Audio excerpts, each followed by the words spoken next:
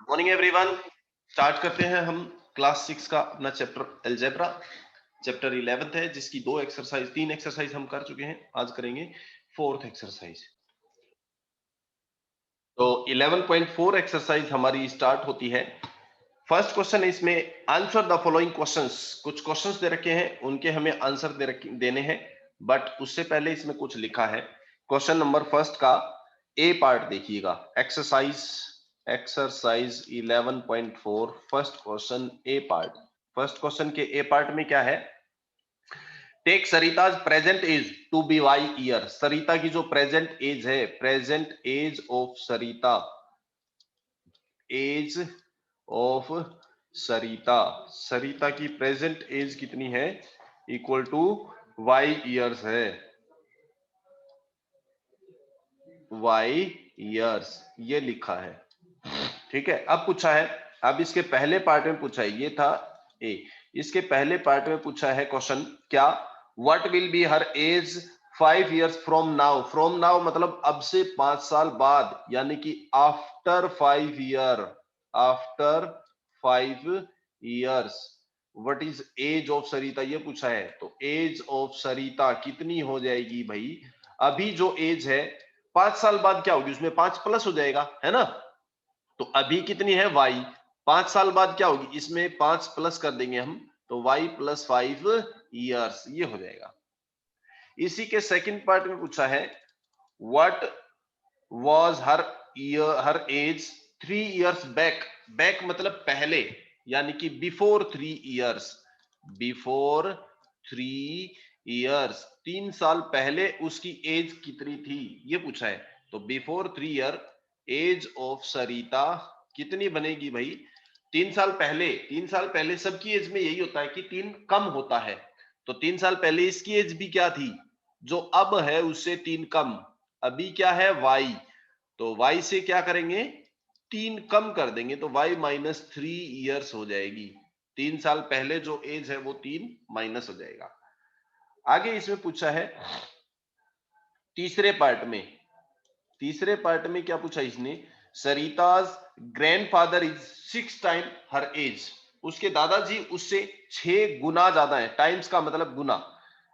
What is the age of grandfather? तो age of grandfather क्या बन जाएगी भाई? Age of grandfather, grandfather, grandfather क्या है? इसके दादाजी क्या है? 6 गुना है। टाइम्स, टाइम्स मतलब गुना, तो 6 टाइम्स है तो 6 मल्टीप्लाई वाई हो जाएगा। यानी कि इसको हम क्या लिख सकते हैं? 6y और ईयर्स, ये बन जाएगी इसकी एज ऑफ ग्रैंडफादर, दादाजी की एज। चौथे पार्ट में क्या पूछा है? Grand mother is 2 years younger than grandfather. Younger मतलब छोटा, यंगर छोटे को कहते हैं। तो ग्रैंड मदर जो है वो ग्रैंडफादर से 2 साल कम है। एज ऑफ ग्रैंड मदर क्या होगी फिर, ये बताना है। Age of grandmother, grandmother, grandmother की एज क्या होगी? ग्रैंडफादर से 2 साल कम है, यही लिखा है ना। ग्रैंडफादर कितने हैं? 6y, ये है ना ग्रैंडफादर की एज। देखो ग्रैंडफादर की एज ये है 6y, तो इससे 2 साल कम है किसकी? ग्रैंड मदर की। तो इसमें से 2 हम माइनस कर देंगे, 6y माइनस 2 ईयर्स, ये हो जाएगी उसकी दादी जी की आयु। ठीक है। और इसके पांचवें पार्ट में क्या पूछा है फिर? पांचवें पार्ट में पूछा है, Sarita's father age is 5 years more than 3 times Sarita's age. Sarita के जो फादर की एज है वो सरिता के 3 गुने से 5 ज्यादा है। 3 टाइम्स सरिता, सरिता की 3 गुने से 5 years मोर, 5 ज्यादा है। यानी कि एज ऑफ फादर क्या बनेगी वो बताना है।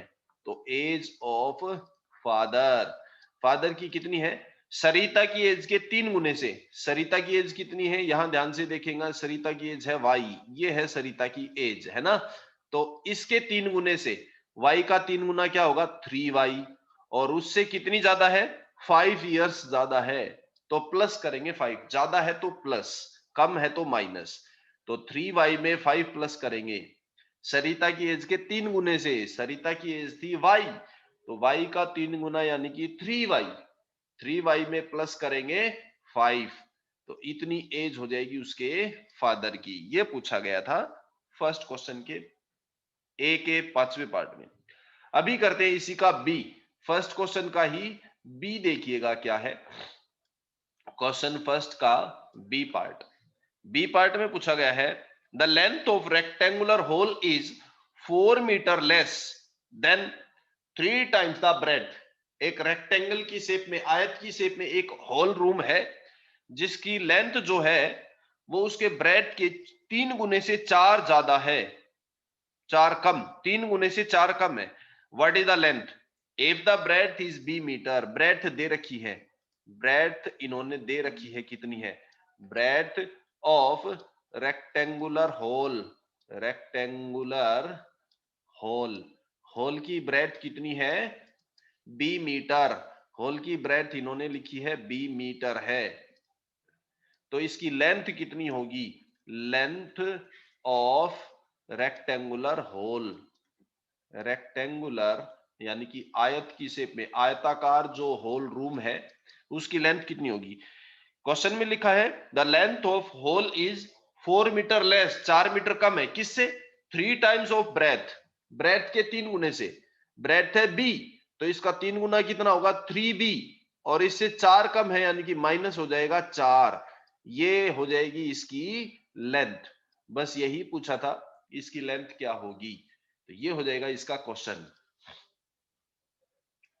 आगे देखते हैं इसी का सी पार्ट। सी पार्ट में भी इसी तरह से है कुछ। The rectangular box has height h, box की हाइट जो है वो h है। उसके बाद है its length is 5 metre, 5 times the height, length जो है वो हाइट की 5 गुनी ज्यादा है। And breadth is 10 centimetre less than length, breadth जो है वो लेंथ से भी 10 सेंटीमीटर कम है। चलिए जो दे रखा वहां से शुरू करते हैं हम, हाइट दे रखी है इसकी, तो height of the box, height of box कितनी दे रखी है, height of box, height of box दे रखी है h centimetre, h centimetre, height दे रखी है इसकी h centimetre, this is h centimetre. अब उसके बाद क्या पूछा गया है, हाइट इसकी h होगी तो लेंथ कितनी बन जाएगी, लेंथ ऑफ बॉक्स। लेंथ के बारे में इन्होंने लिखा है length is 5 times the height, height की 5 टाइम्स यानी कि 5 गुना है तो 5h हो जाएगी।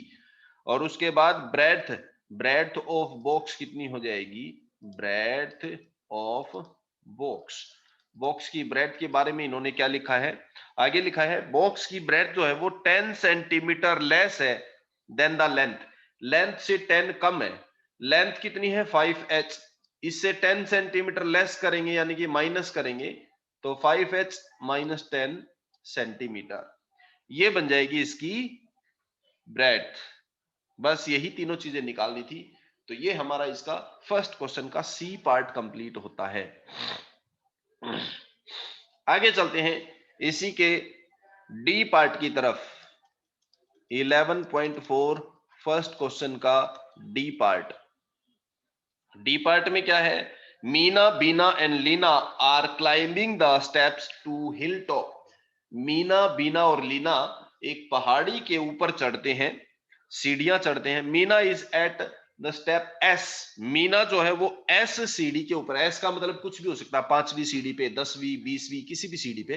तो मीना, पोजीशन ऑफ मीना क्या है वो लिख लेते हैं, मीना कहां पे है पहले, position of Meena, position of Meena, Meena की कौन सी पोजीशन है, मीना कौन सी पोजीशन पे है, एस स्टेप के ऊपर है, एस स्टेप के ऊपर है। उसके बाद लिखा है बीना इज 8 स्टेप्स अहेड, अहेड मतलब आगे है, यानी कि बीना क्या है, पोजीशन ऑफ बीना क्या बनेगी भाई, पोजीशन ऑफ बीना, बीना की पोजीशन इससे 8 स्टेप अहेड ज्यादा है, अहेड मतलब इससे आगे है तो क्या होगा, प्लस s प्लस 8 स्टेप्स, ये हो जाएगी। उसके बाद लिखा है लीना 7 स्टेप्स बिहाइंड, लीना जो है वो 7 स्टेप बिहाइंड, पीछे है, पोजीशन ऑफ लीना, लीना की जो पोजीशन है वो 7 स्टेप्स बिहाइंड है, पीछे है तो एस में से 7 को क्या करेंगे, माइनस करेंगे। ये पोजीशन किसकी हो जाएगी, लीना की हो जाएगी। तो ये तीनों की हमारे पास क्या आ गया, इसमें पोजीशन आ गई। इसके बाद इसमें आगे भी कुछ पूछा है। आगे कहता है total number of steps to the hill top, hill top पहाड़ी की चोटी तक टोटल कितनी स्टेप्स हैं, 10 लेस 10 सीढ़ियां कम है किससे, than the 4 times Meena has reach, Meena जब पहुंची है उसके 4 गुने से 10 कम है। टोटल नंबर ऑफ स्टेप्स कितनी है, total number of steps, total steps कितनी है, इसने कहा है मीना जहां लिखी है उसके 4 गुने से 10 कम, 4 मल्टीप्लाई मीना की जो स्टेप्स है वो, मीनाज स्टेप्स, मीना का जो स्टेप है उसके 4 गुने से 10 कम है, -10। मीना का स्टेप क्या है, एस, तो 4 मल्टीप्लाई एस माइनस में 10, यानी कि क्या हो गया 4s माइनस 10। ये इसमें टोटल नंबर ऑफ स्टेप्स आ जाएंगे, 4s माइनस 10 इसमें टोटल सीढ़ियां हैं, ये बन जाएगा। तो ये था इसका क्वेश्चन फर्स्ट का डी पार्ट। अभी करते हैं इसका ई पार्ट। क्वेश्चन नंबर फर्स्ट का ई पार्ट देखिएगा क्या है। ई पार्ट में bus travel at v kilometre per hour, एक बस जो है वो v किलोमीटर पर आवर की स्पीड पे चलती है। It is going from Daspur to Bispur, और ये दसपुर से बीसपुर की तरफ जाती है। After the bus travelled for 5 hours, bus 5 घंटे चलने के बाद बीसपुर इज स्टिल 20 किलोमीटर, अभी भी 20 किलोमीटर बाकी है बीसपुर। ठीक है, जैसे मान लिया यहाँ पे दसपुर है और यहाँ पे बीसपुर है, यहाँ पे है दसपुर और यहाँ पे है बीसपुर।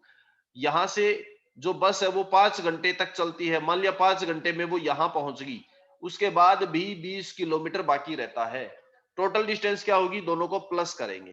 ठीक है, टोटल डिस्टेंस पूछी है, तो चलो पहले क्या करते हैं, बस की स्पीड है 20 किलोमीटर, यानी कि distance travel, distance travel in, travel in 1 hour, distance travel in 1 hour, जो स्पीड है वहां से हम क्या निकालेंगे, उसकी distance, distance travel in 1 hour, 1 घंटे में कितनी डिस्टेंस ट्रेवल करी, 20 किलोमीटर, क्योंकि इसकी स्पीड v है।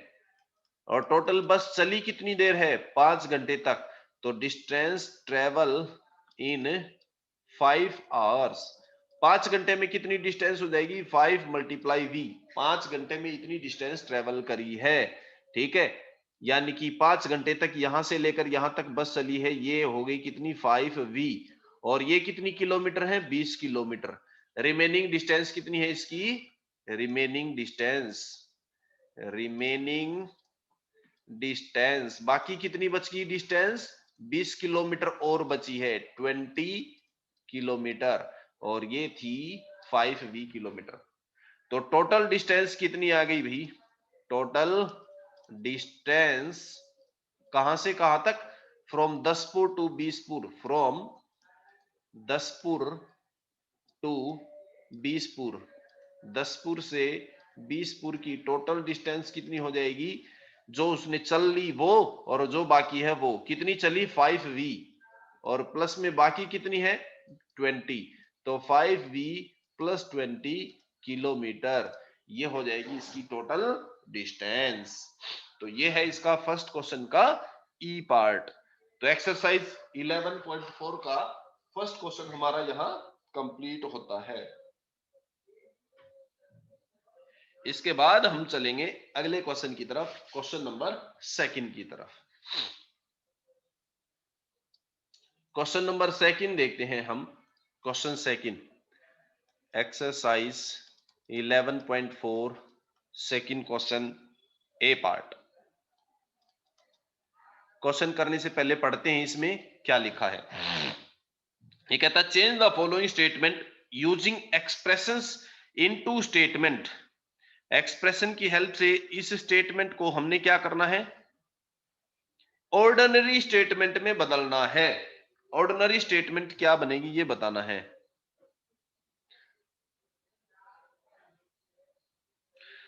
ठीक है, अब पहला देखिए क्या है, ए नोटबुक कॉस्ट रुपीज पी, एक नोटबुक की जो कॉस्ट है वो पी रुपीज है, नोट ए बुक की जो कॉस्ट है वो 3p है। मैं पहले का क्वेश्चन भी लिखता हूं और आंसर भी।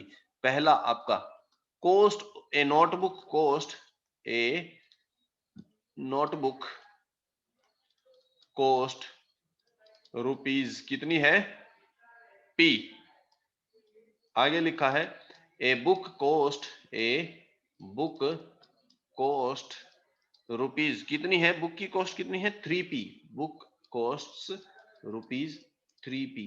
अब इसको हमने क्या करना, ऑर्डिनरी लैंग्वेज में, सिंपल लैंग्वेज में लिखना है। क्या होगा, तो इसका आंसर क्या होगा भाई, नोटबुक की कॉस्ट p है और बुक की कॉस्ट 3p है, तो सीधा सीधा लिखते हैं, सीधा ऑर्डिनरी लैंग्वेज में क्या लिख सकते हैं, cost of a book, cost of book is 3 times, 3 गुना है ना, 3 टाइम्स एज, या 3 times than, 3 times age of notebook. Cost of book जो है वो 3 टाइम्स है, किससे, नोटबुक से। बस ये होगी सिंपल लैंग्वेज, इसको सिंपल लैंग्वेज में हमें लिखना था।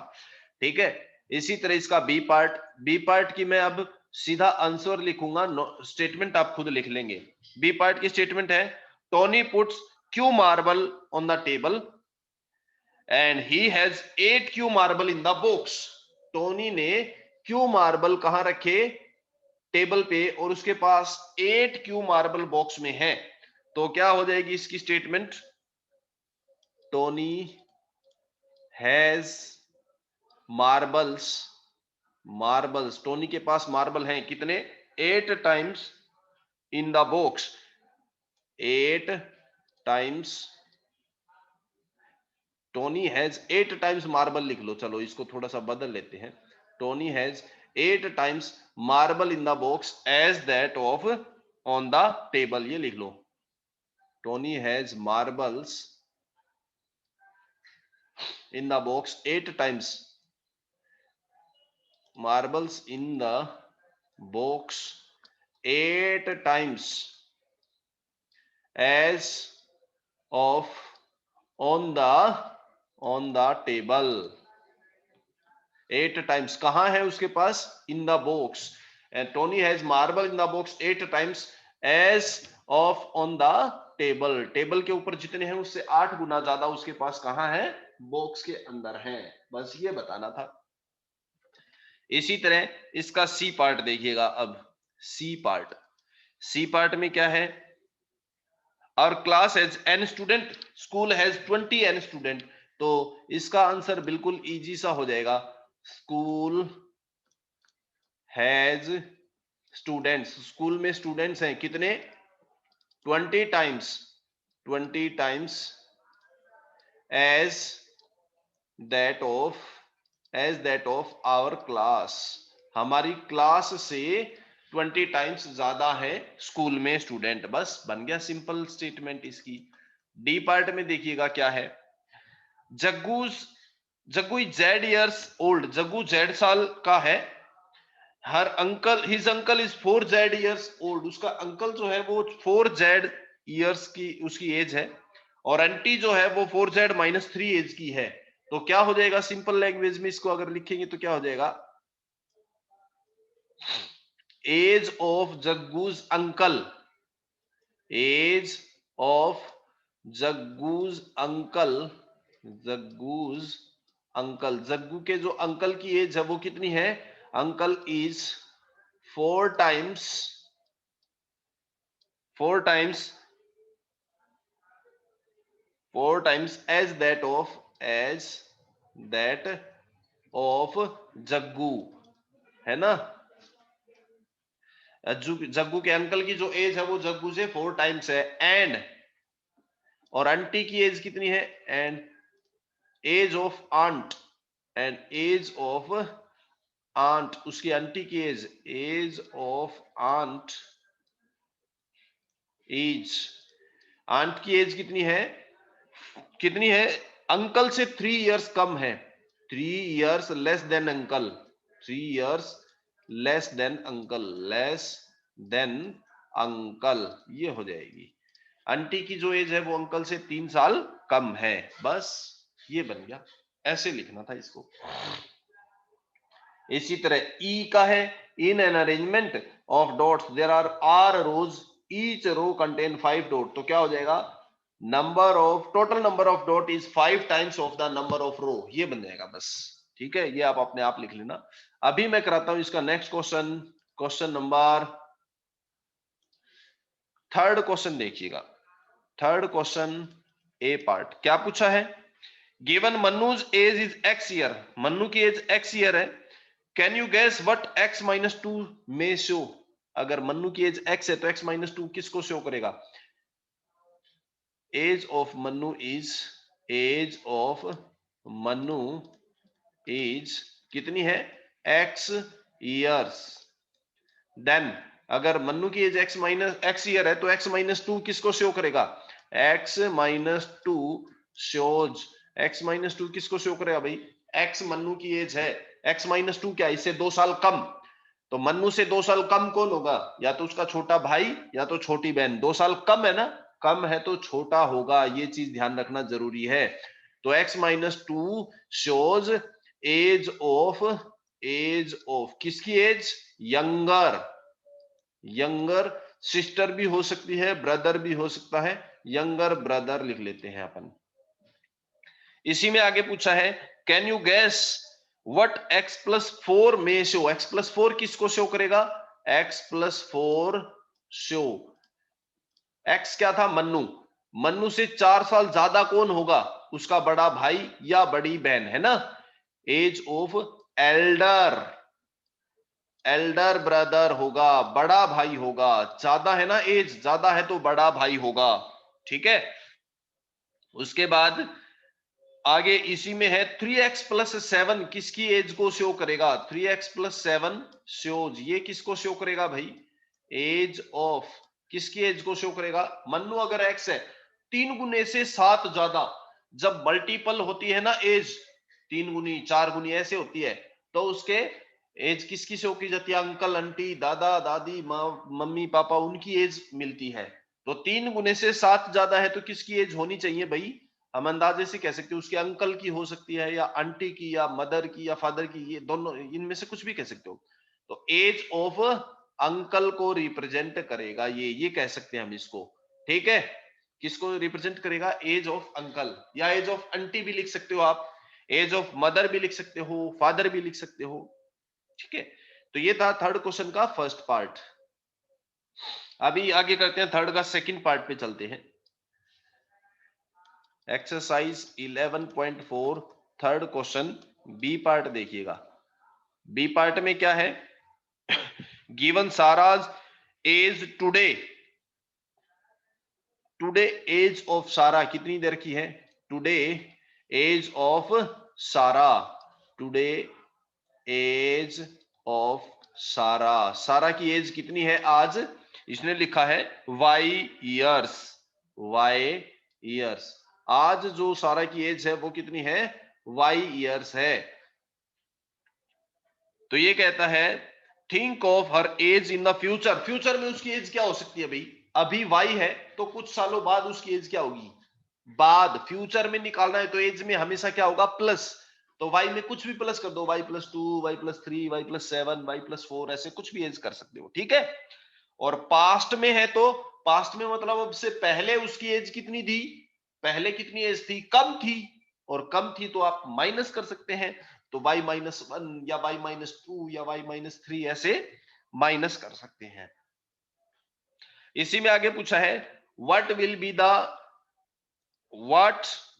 द फॉलोइंग एक्सप्रेशन इंडिकेट, ये एक्सप्रेशन किसको इंडिकेट करेंगे, चलो y प्लस 7 किसको शो करेगा भाई, y प्लस 7 विल शो, किसको शो करेगा, age after 7 year, after 7 year, है ना, y प्लस 7 है, प्लस है तो आफ्टर, और माइनस है तो बिफोर, प्लस है तो बाद की है तो यानी कि आफ्टर आएगा, y minus 3 will show, y minus 3 किसको शो करेगा बताएंगे,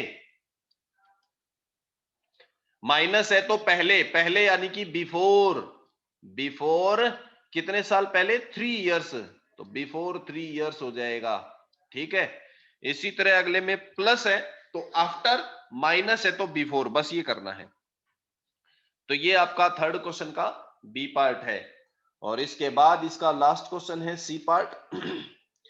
given N student in the class like football, एक क्लास के एन स्टूडेंट को फुटबॉल पसंद है।